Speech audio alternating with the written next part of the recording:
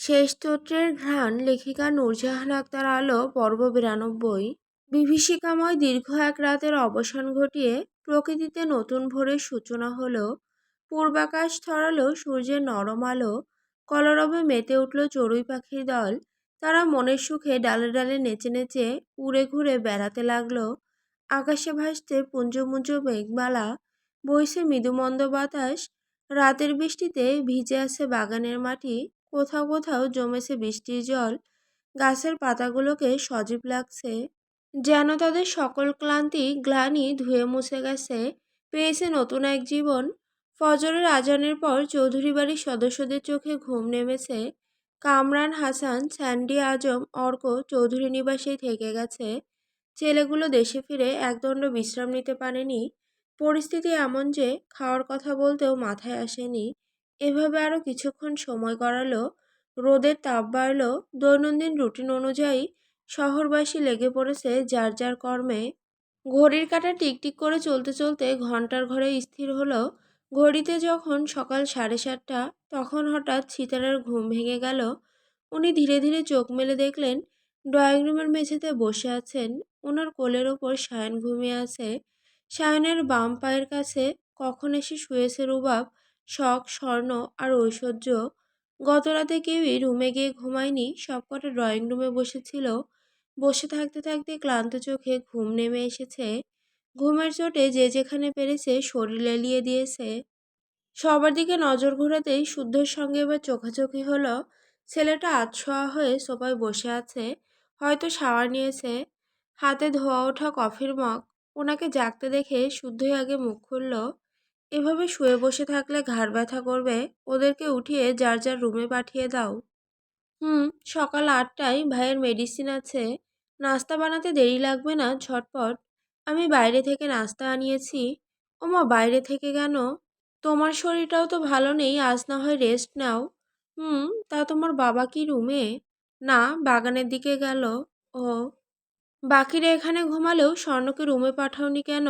ওর কি এখন এভাবে চললে হবে? নিজের সচেতনতা নিজের কাছে। কেন, কিছু হয়েছে? হয়নি, তবে হতে কতক্ষণ। আমি নিচে এসে দেখি তোমার গুণধর ছেলে স্বর্ণের পেটের ওপর পা তুলে ঘুমিয়ে আছে। মুখে বলতে হবে না, ঘুমের ভঙ্গি দেখেই স্পষ্ট উনি শীতলের বড় ভাই।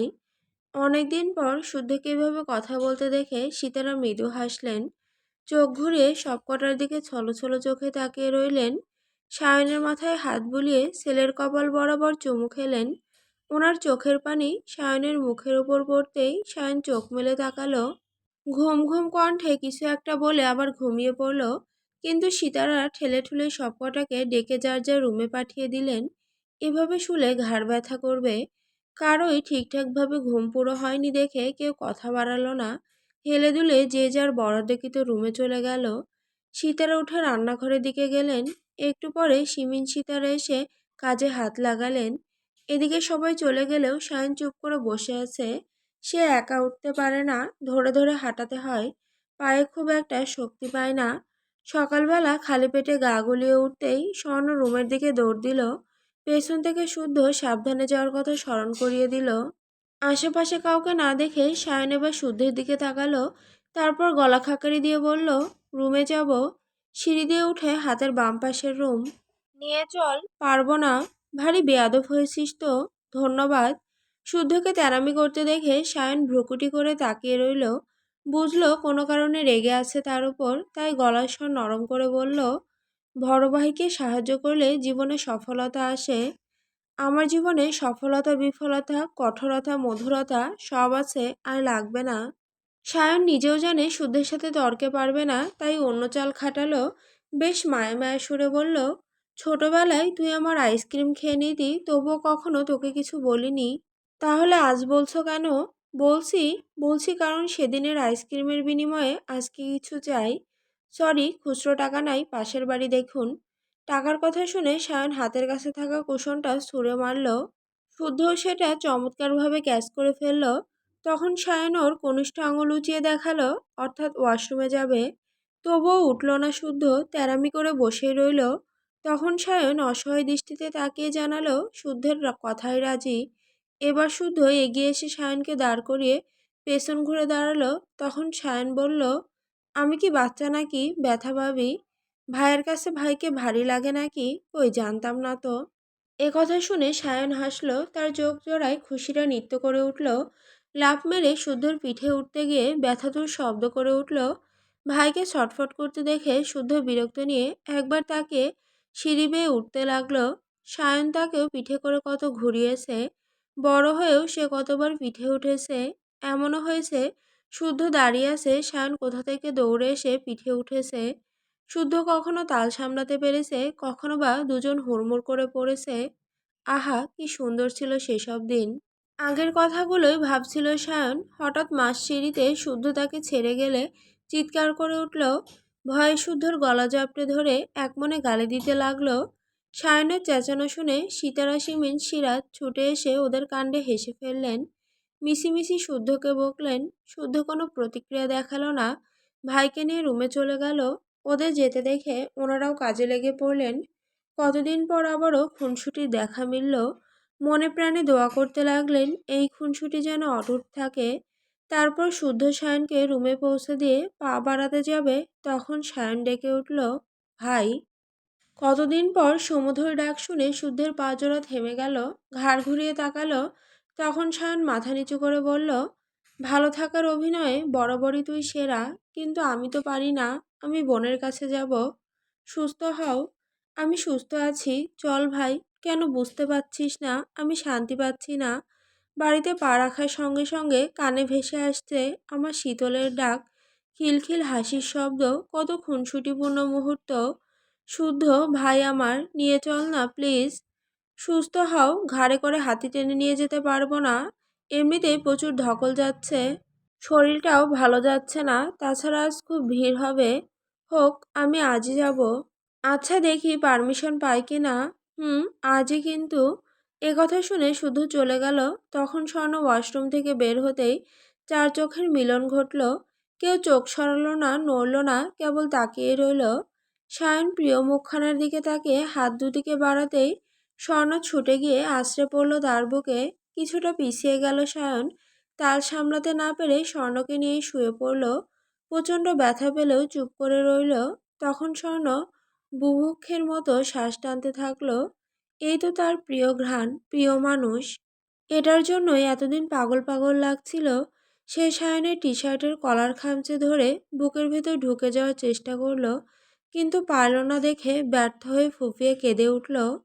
সায়ন তাকে শক্ত করে নিজের বাহুডোরে আগলে নিল। মুখে রা নেই কারো, ওভাবে রইল কিছুক্ষণ। বেশ কয়েক মিনিট পর সায়ন শয়নের মাথায় আদর রেখে বেশ আদরে সুরে ডাকল, জান। কথা বলবি না? অন্তরাত্মা সুখী আছে আমার, একটু কথা বল। খুব বেশি কষ্ট দিয়ে ফেলেছি। আচ্ছা, সরি। সরির সঙ্গে আই লাভ ইউ এর টক মিষ্টি ভর্তা। ভর্তা না তোর পছন্দ? ভালোবাসি তো, ভীষণ ভালোবাসি, পাগলের মতো ভালোবাসি। এ কথা বলে স্বর্ণের মুখ উঁচু করে ধরে কপালের মাঝখানে আদর দিল। স্বর্ণের চোখের পানি বাদ মানল না, এবার শব্দ করেই কাঁদতে লাগলো। স্বর্ণকমলকে কাঁদতে দেখে সায়নও কেমন ছটফটিয়ে উঠল। অসহায় দৃষ্টিতে তাকিয়ে বলল, জান, জান রে, এভাবে কাঁদিস না। তোকে কাঁদতে দেখলে আমার অসহায় লাগে।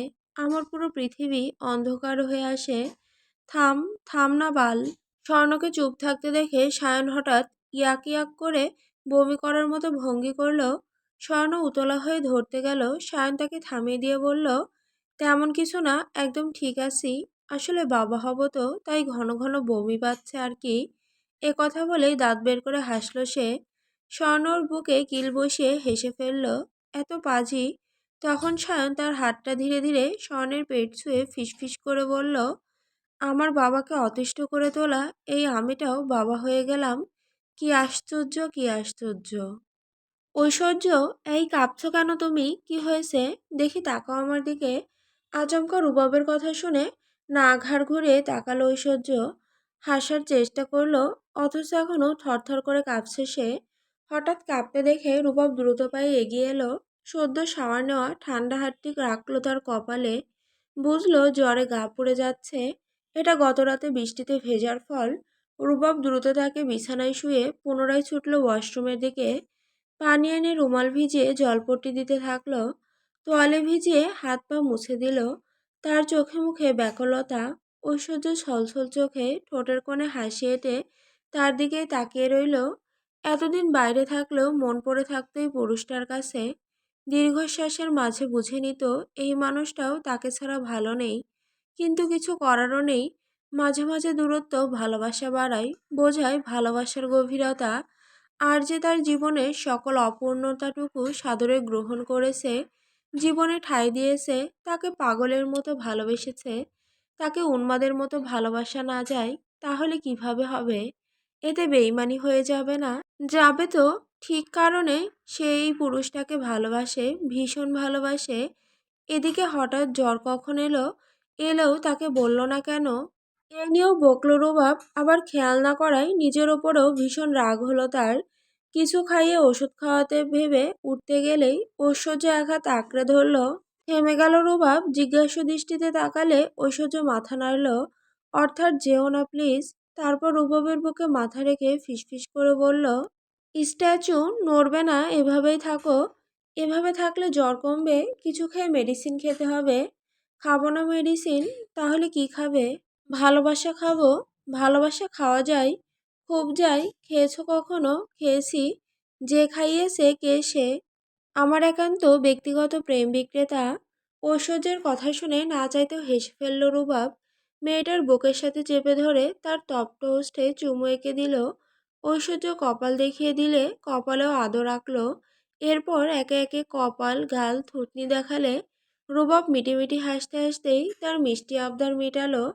সে বরাবরই বিশ্বাস করে যে প্রতিটি মেয়ের জীবনে সুন্দর মানুষ থাকার চেয়ে বিশ্বস্ত মানুষ থাকা জরুরি, যার কাছে বুঝদার বুদ্ধিমতির পরীক্ষা দিতে হবে না, মেপে বুঝে কথা বলতে হবে না, যখন তখন আহ্লাদ করা যাবে, রাগ অভিমান করা যাবে, ইচ্ছে মতো দুঃখ জমা রাখা যাবে, এমন একটা মানুষ দরকার, খুব দরকার।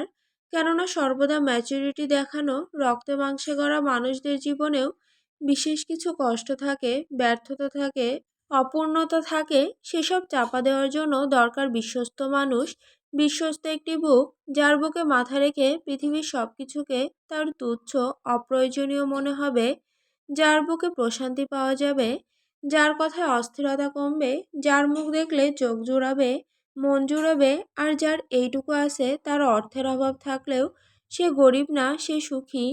সুখ সবার জন্য না, সুখের বাজার বরাবরই চড়া। এজন্য বোধহয় সুখ সবার কপালে সহে না। উন্নয়ন কেন্দ্রের একটি রুমে পুঁতির কাজ শেখানো হচ্ছে। প্রশিক্ষণ হাতে ধরে শিখিয়ে দিচ্ছে কিভাবে কি কি করতে হবে। শীতল মন দিয়ে সেসব দেখে নিজে করার চেষ্টা করছে। এখানে তার মতো যারা আছে সবাইকে ভিন্ন ভিন্ন কাজ শেখানো হয়। শুয়ে বসে না থেকে এসব কাজ করে ব্যস্ত রাখা হয়। তখনই তাকে জরুরিভাবে ডাকা হলো। দ্রুত যেতে বলা হলো সাক্ষাৎ কক্ষে। কিন্তু আজ কারো আসার কথা না। আবার কিছু হলো না তো? এ কথা ভেবে দাঁড়ালো না, এক ছুটে বেরিয়ে গেল। আজকে শুক্রবার বিধায় সাক্ষাৎ কক্ষে ভিড়টা একটু বেশি। কক্ষটির মাঝখানে বড় লোহার জাল দিয়ে দুই ভাগে বিভক্ত। এর এক পাশে কয়েদিরা দাঁড়ায়, অন্য পাশে দর্শনার্থীরা। মাঝখানে কিছুটা ফাঁকা জায়গা থাকে যাতে সরাসরি স্পর্শ করা না যায়। অন্যরাও তাদের প্রিয়জনদের সাথে দেখা করতে এসেছে, কথা বলছে বিধায় কক্ষটি শোরগোলপূর্ণ। শীতল উকিঝুঁকি মেরে লাফ মেরে শুদ্ধকে খুঁজল, কিন্তু না পেয়ে ঘাড় ঘুরিয়ে এদিক ওদিক তাকালো। তাহলে কি শুদ্ধ আসেনি? কই, বাড়ির কাউকে দেখছে না কেন? উৎসুক হয়ে পায়ের গোড়ালি উঁচু করে আরেকবার খুঁজতেই তার দৃষ্টি আটকালো ভিড়ের মাঝে একদম কর্নারে। বিস্ময়ে চোখ জোড়া বড় বড় হয়ে গেল। না চাইতেও টইটম্বর চোখের জলে ঝাপসা হয়ে এলো সামনে দাঁড়ানো মানুষটার মুখ। ঠোঁটে ফুটল মিষ্টি হাসি। মানুষটাকে দেখা মাত্রই সেদিকে ছুটে গিয়ে ধরার চেষ্টা করলো। কান্নারত কণ্ঠে চঞ্চল হয়ে চেঁচিয়ে বলতে লাগলো, ভাইয়া, ভাইয়া এসেছো? এই যে এইদিকে, আমি, দেখতে পাচ্ছ আমাকে?